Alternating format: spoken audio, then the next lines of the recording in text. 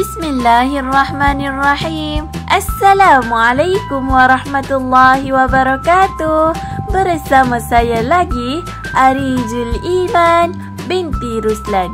Jadi hari ini saya akan menerangkan kepada anda semua berkaitan tajuk kemahiran membuat pelaporan di bawah mata pelajaran GWP 1092 Wacana Penulisan.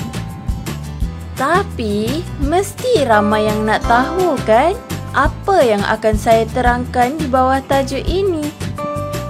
Kalau nak tahu, jom! Hari ini saya akan rangkumkan 3 elemen utama yang terdapat dalam tajuk ini, iaitu pertama, definisi. Yang kedua, tujuan laporan ini dibuat.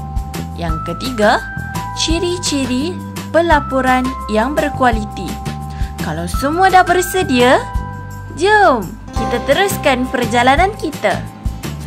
Perkara pertama yang saya akan bentangkan pada hari ini adalah definisi pelaporan. Jadi, apakah definisi pelaporan ya? Kalau nak tahu, saya terangkan. Menurut Hornby, pada tahun 2007 ada menyatakan bahawa pelaporan merupakan pemberian secara lisan atau bertulis tentang sesuatu yang didengar, dilihat, dibuat, dikaji dan lain-lain dengan tujuan untuk diketahui, diumumkan, diterbitkan atau disiarkan. Baiklah, setelah kita mengetahui apakah yang dimaksudkan dengan laporan, seterusnya kita juga perlu mengetahui apakah tujuan laporan ini dibuat. Tujuan yang pertama adalah untuk menyampaikan maklumat. Penulisan laporan perlu dilakukan kerana banyak maklumat yang perlu disebarkan kepada khalayak ramai. Maklumat tersebut sangat penting bagi memudahkan sebarang urusan tugasan dapat dilaksanakan dengan jayanya. Tujuannya juga supaya maklumat yang disampaikan boleh digunakan dengan berkesan dalam bidang-bidang yang berkaitan. Contohnya, laporan penyelidikan tentang bahaya nyamuk Aedes amat penting kepada masyarakat kerana boleh menyebabkan kematian dan pelbagai masalah lain. Yang kedua adalah bertujuan untuk mencari jalan penyelesaian bagi sesuatu masalah. Contohnya, seorang peguam akan menyediakan laporan tentang kes yang dikendalikannya.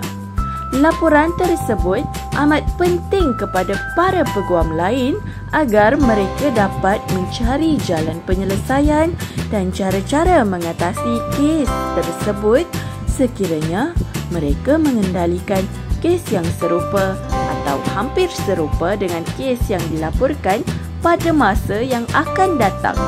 Oleh itu, laporan penting bagi mendapatkan jalan penyelesaian kepada sebarang masalah yang dihadapi. Dan tujuan laporan yang terakhir pula adalah bagi memberi cadangan. Penulisan laporan juga bertujuan untuk menyampaikan cadangan terhadap apa-apa perkara yang dilaporkan. Contohnya, seorang doktor mendapati bahawa antara faktor yang menyebabkan penyakit kronik seperti penyakit jantung, penyakit kencing manis dan darah tinggi adalah berpunca daripada berat badan yang berlebihan. Oleh itu, beliau boleh membuat laporan tentang bilangan orang yang mempunyai berat badan yang berlebihan dan memberi cadangan bagi mengatasi masalah berat badan yang ramai hadapi. Hal ini dapat memberi manfaat kepada khalayak yang membaca sama ada orang awam ataupun golongan profesional. Baiklah, perkara ketiga dan yang terakhir, mesti semua tak sabar kan? Adalah saya akan menerangkan ciri-ciri pelaporan yang berkualiti. Kalau nak pelaporan kita berkualiti, kita kena ikut cara-cara ni. Mari saya terangkan.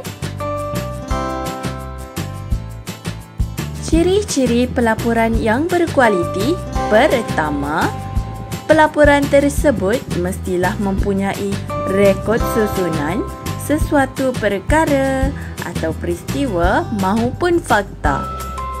Penulisan laporan memerlukan seseorang penulis merekod susunan perkara, fakta dan peristiwa mengikut susunan yang tertib.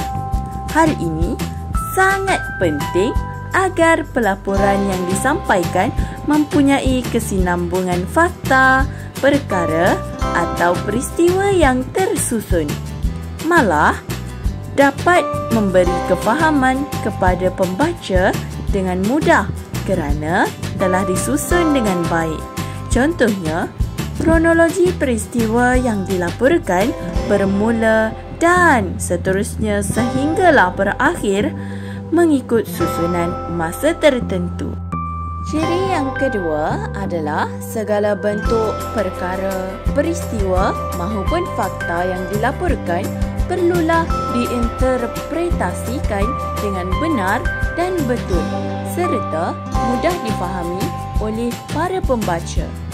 Interpretasi yang diberikan berkaitan fakta-fakta penting, jelas dan tidak mengelirukan atau dapat menimbulkan tanda tanya kepada para pembaca. Contohnya, fakta berkaitan kenaikan harga minyak diinterpretasikan dengan jelas dan tepat agar tidak timbul salah faham dalam kalangan para pengguna. Laporan yang mempunyai fakta yang lengkap dan jitu dapat meyakinkan para pembaca terhadap keaslian laporan berkenaan. Ciri yang seterusnya adalah laporan tersebut hendaklah mempunyai penilaian terhadap fakta atau dapatan kajian yang diperoleh. Laporan yang ditulis perlu dinilai dengan saksama dan tidak menimbulkan sebarang keraguan terhadap fakta-fakta yang telah diutarakan. Hal ini penting agar penulisan ini mempunyai standard kebolehpercayaan yang sangat tinggi. Fakta atau hasil dapatan sesuatu kajian dalam penulisan laporan ini tidak ada unsur tokok tambah atau penipuan. Kejituan fakta yang dilaporkan sangat penting agar laporan tersebut tidak dapat diperlekeh, malah diterima dengan baik dalam kalangan para pembaca dan masyarakat yang membacanya. Ciri yang keempat pula, laporan yang baik mempunyai perbincangan, hasil dapatan atau keputusan yang memerlukan tindakan selanjutnya dan tidak berakhir begitu sahaja tanpa tindakan selanjutnya dilakukan. Oleh hal yang demikian, perbincangan dalam penulisan laporan tersebut perlulah dilakukan dengan bukti-bukti yang nyata dan rujukan yang sahih. Oleh itu, perbincangan yang jelas dan menyeluruh dapat menghasilkan tindakan yang terbaik. Ciri yang kelima adalah penulisan laporan perlulah mempunyai bahagian kesimpulan kerana penulis perlu membuat rumusan terhadap keseluruhan laporan yang telah dibuat. Bahagian kesimpulan ini amat penting agar penulis dapat menganalisis fakta, peristiwa atau hasil kajian yang dilaporkan berdasarkan pandangan sendiri namun masih berpandukan fakta atau kajian yang telah dilakukan. Dan ciri yang terakhir adalah laporan tersebut hendaklah mempunyai cadangan bagi memastikan kajian tersebut mempunyai hala tuju. Maka, berakhirlah sesi perkongsian saya pada kali ini. Terima kasih kerana menonton. Semoga bermanfaat. Jumpa lagi. Wabillahi taufiq wal hidayah. Wassalamualaikum warahmatullahi wabarakatuh.